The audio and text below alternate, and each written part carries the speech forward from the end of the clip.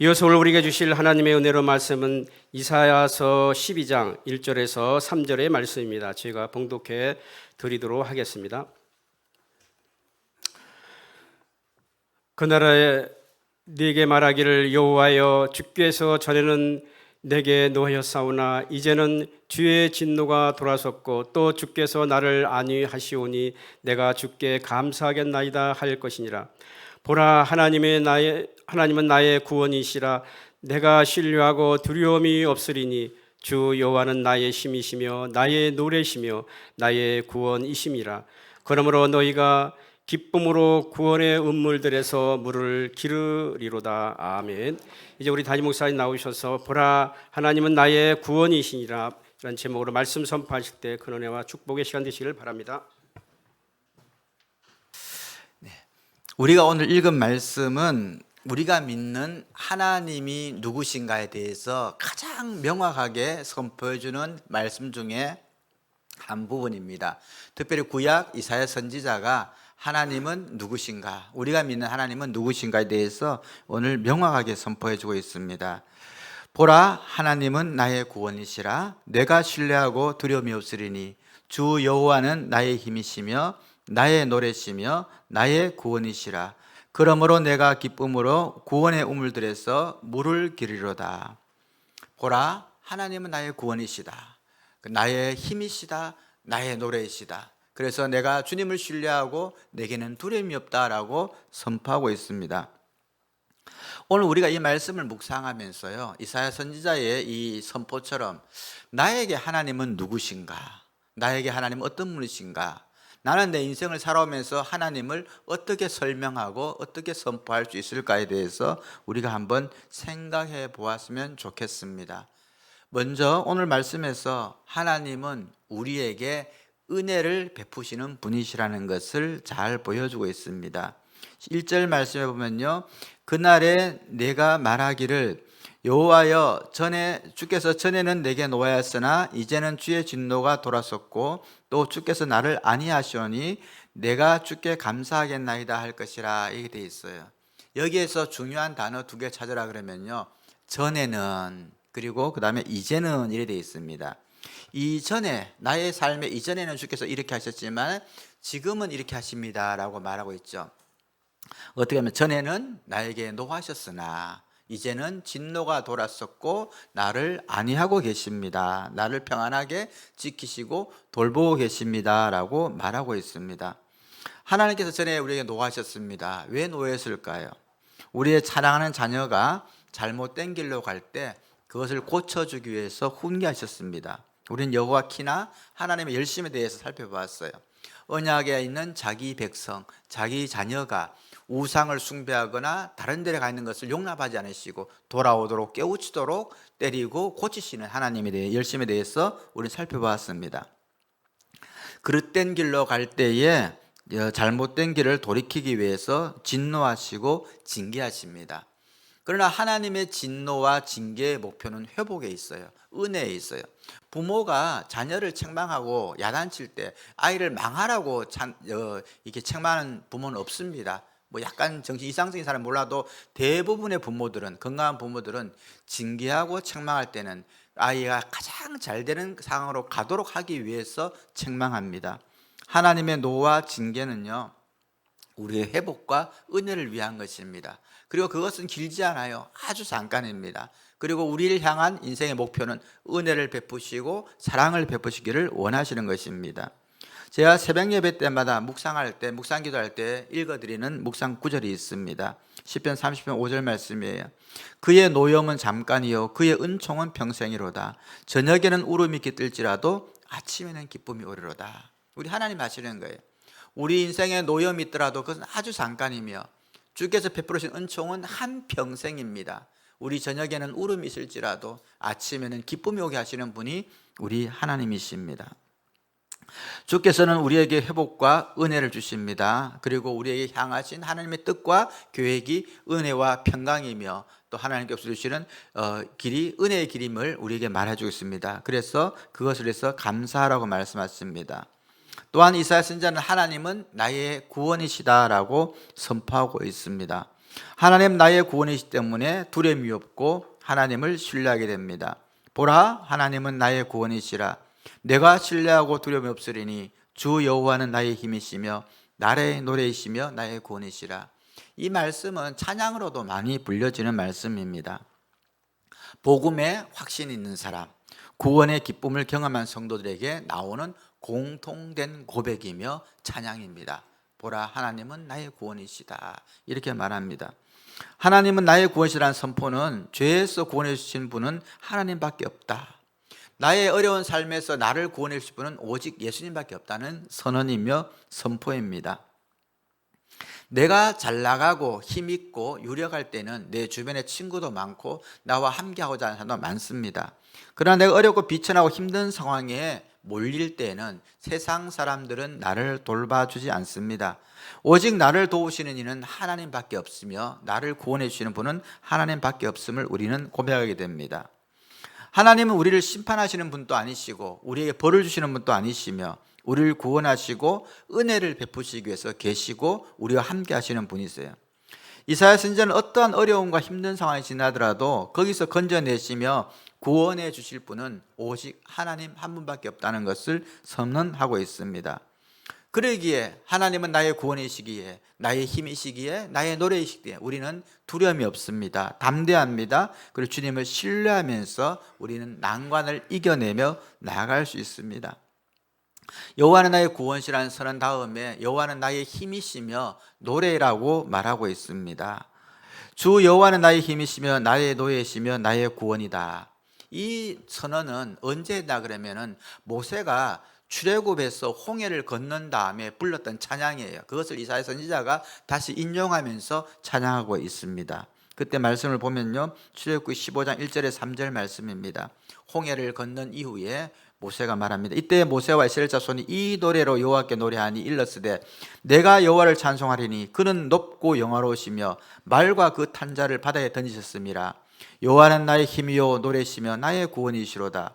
그는 나의 하나님이시니 내가 그를 찬송할 것이요 내 아버지 하나님이시니 내가 그를 높이리로다. 여호와는 용사시니 여호와 그의 이름이시로다. 아멘. 여러분 한번 상상해 보세요. 노예로 살다가 구원받아서 광야로 나왔습니다. 그런데 그 애국 군대가 추격해 옵니다. 앞에는 홍해가 막혀 있어요.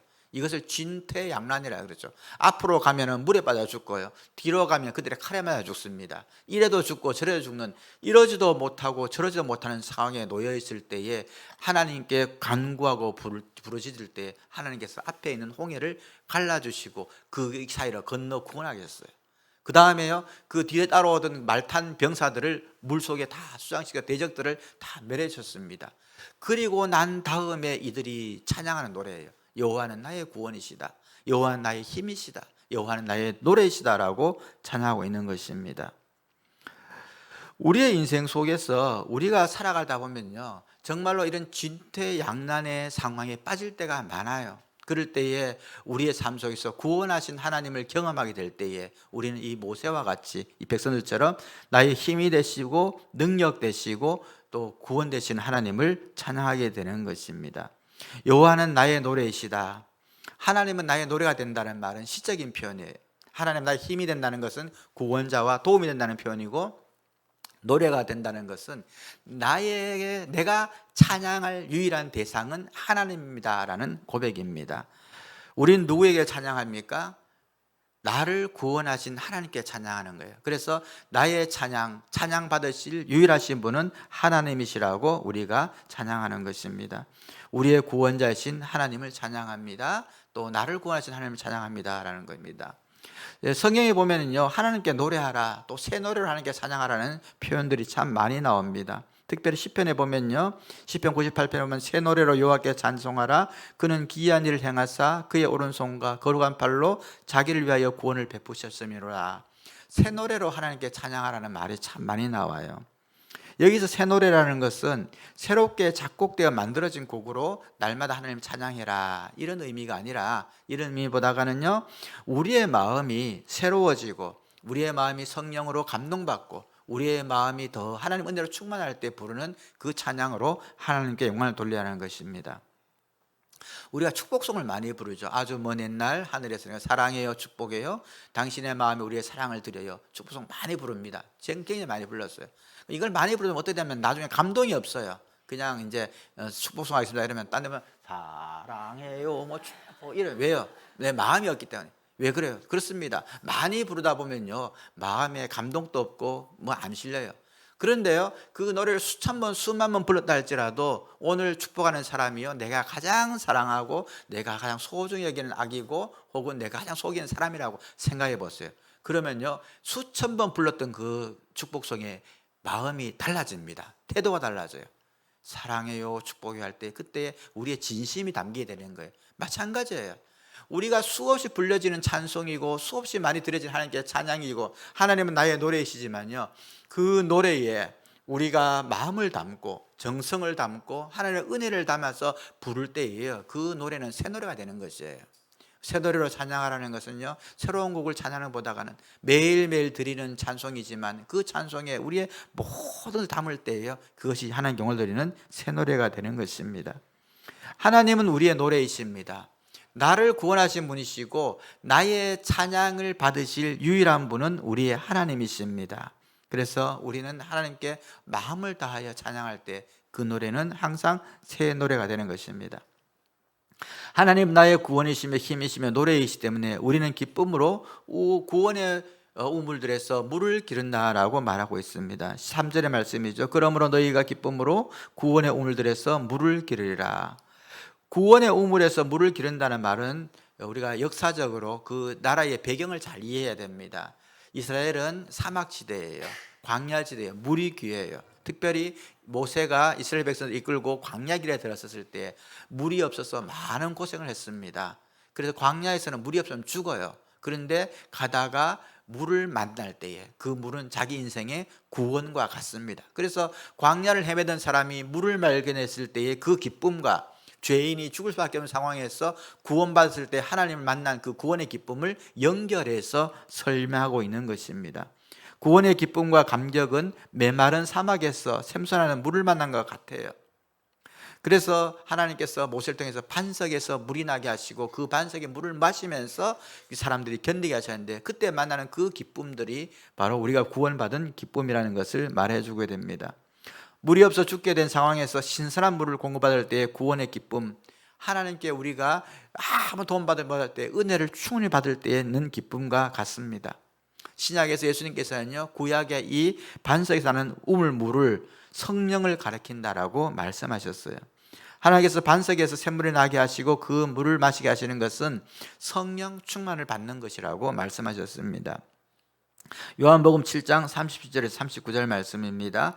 명절 끝날 곧 큰 날에 예수께서 서서 외쳐 이르시되 누구든지 목마르거든 내게로 와서 마시라. 나를 믿는 자는 성령의 이름과 같이 그 배에서 생수의 강이 흘러나리라 하시니 이는 그를 믿는 자들이 받을 성령을 가르쳐 말씀하시라. 목마른 자는 내게 물을 마셔라. 이 말은 이 물은 성령을 가르치심이라고 친히 설명해 주고 있습니다. 구원의 기쁨은 여러 가지로 설명됩니다. 목말라 죽게 된 사람이 하늘에 하나님의 은혜로 입어서 구원을 받을 때에 그 기쁨을 설명하기도 합니다. 성령 충만해서 우리가 구원의 기쁨을 깨달을 때, 나를 구원하신 하나님의 은혜를 깨달을 때, 우리가 정말 삶에서 앞뒤로 다 막힌 진퇴양난 오가도 못한 상황에서 홍해를 갈라주시는 하나님의 능력을 경험할 때 우리가 부르는 찬양들, 그것들을 통해서 우리는 하나님의 충만한 은혜를 누리는 게 된 것입니다. 하나님께서 우리를 구원하셨습니다. 이 구원받은 자들은요 날마다 성령님의 인도하심을 받아야 돼요. 성령님의 은혜를 입어야 돼요. 그것은 구원의 물에서 우물에서 물을 길러 마시는 그 기쁨과 같습니다. 우리가 예배할 때에, 기도할 때에, 찬양할 때에 성령님의 은혜와 능력이 나타나면서 우리와 함께 늘 동행하시는 삶을 살게 됩니다. 그리고 거기에 큰 기쁨을 갖게 하는 것입니다. 하나님은 나의 구원이시며 나의 힘이시며 나의 노래이십니다. 그러면 우리는 무엇을 해야 하는가요? 이렇게 우리의 구원이 되시고 힘이 되시고 노래가 되시는 하나님께서 우리에게 은혜를 베푸셨습니다. 그럼 우리는 무엇을 해야 되는가에 대해서 성경은 계속 말씀하고 있습니다. 4절에 잘 나와 있습니다. 그날에 너희가 또 말하기를 여호와께 감사하라. 그의 이름을 부르며 그의 행하심을 만국 중에 선포하며 그의 이름이 높다 하라 되어 있습니다. 첫 번째요, 우리는 구원자이신 하나님께 감사하는 삶을 살아야 합니다. 하나님께서 나를 구원하시고 은혜를 베푸셨습니다. 주님은 나의 힘이십니다. 나의 구원자이십니다. 그것에서 감사하는 삶을 살아야 합니다. 예배는 감사를 드리는 시간이에요. 하나님께 내가 감사합니다라고 고백하는 시간입니다. 성품학교에서 감사라는 단어를 이렇게 설명했어요. 상대방이 나에게 베풀어진 호의에 대해서 그 큰 도움이 되었다는 것을 그가 알도록 말해주는 것이라 그랬어요. 입 다물고 가만히 있으면요, 그가 고마운지를 몰라요.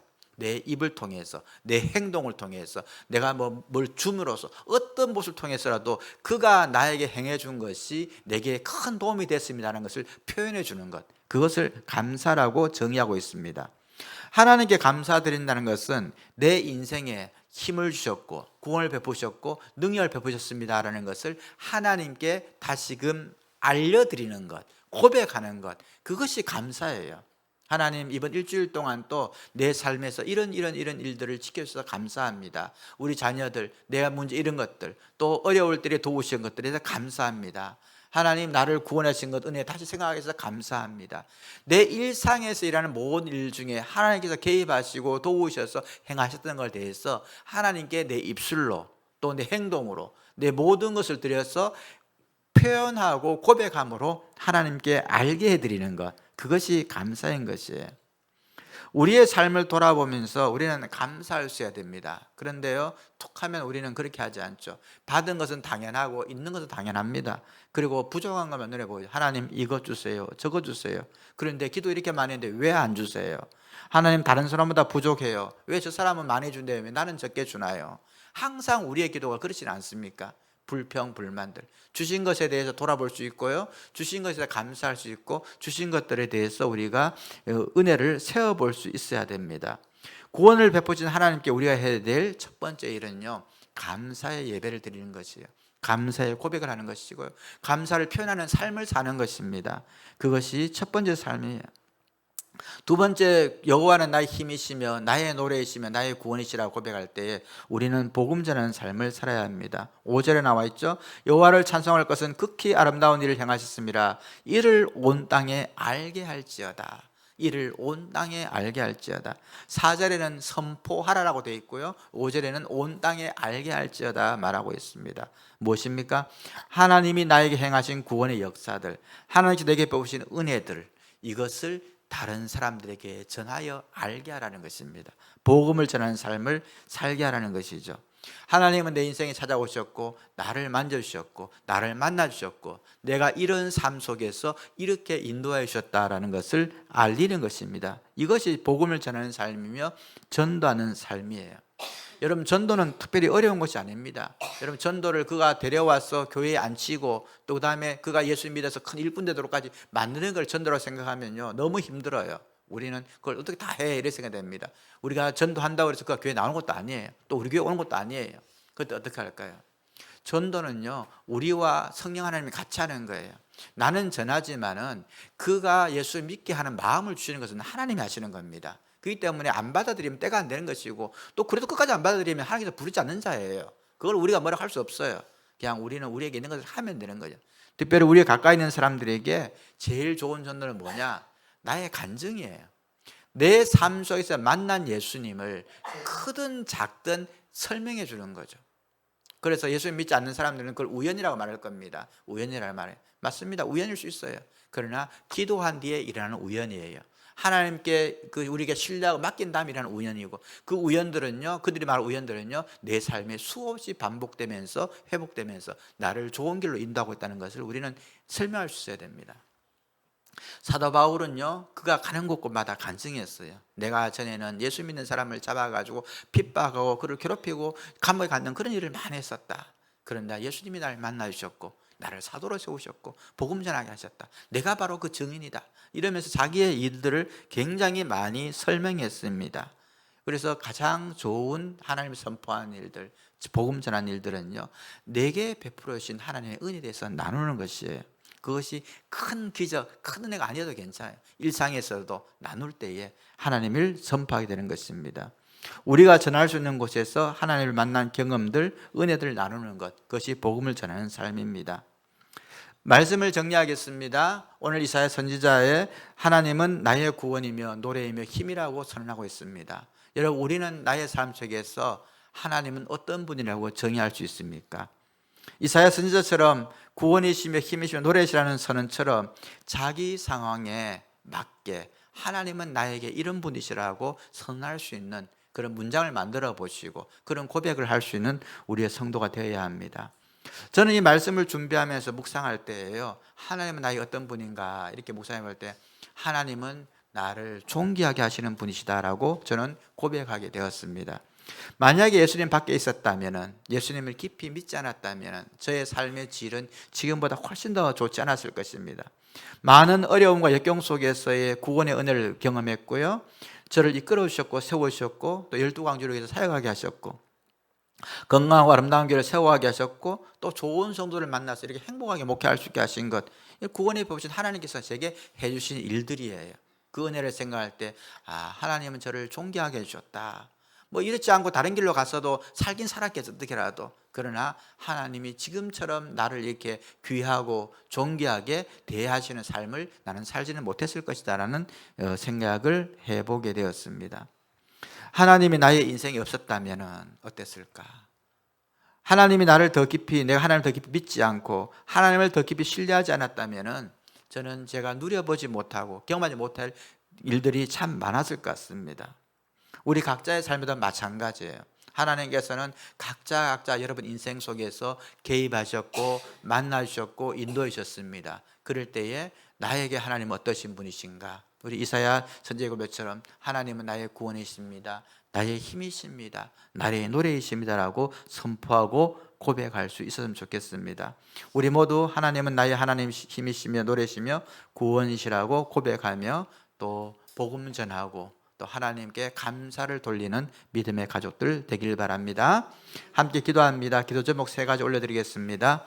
나의 힘과 노래와 구원 되신 하나님께 감사의 기도를 좀 좋겠어요. 하나님, 내 인생에 뭐 길게 아니면 이번 주도 하라도 내게 주신 이런 은혜에 감사드립니다. 기도하면 좋겠습니다.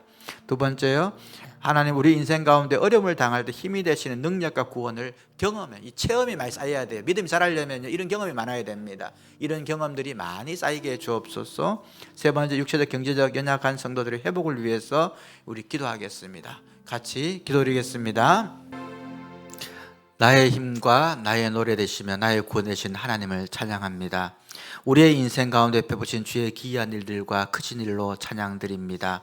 하나님 아버지, 이 시간 주 앞에 귀한 예물 올려드립니다. 주님 사랑하는 마음과 우리의 신앙의 고백을 담아드리오니 기쁘게 받아 주옵소서. 주를 위해 살고 하는 자가 어떤 복을 받는지, 어떤 형통을 받는지, 그의 자녀들이 주 앞에 어떠한 인도하심을 받는지 우리가 친히 산 증인되게 하여 주옵시고, 주님 나라의 참여의 기쁨이 넘치게 하시며 복을 받을 때마다 하나님도 잘 섬기어 이웃 잘 섬기는 축복의 선순환을 일으키는 믿음의 가족 되게 도와주옵소서.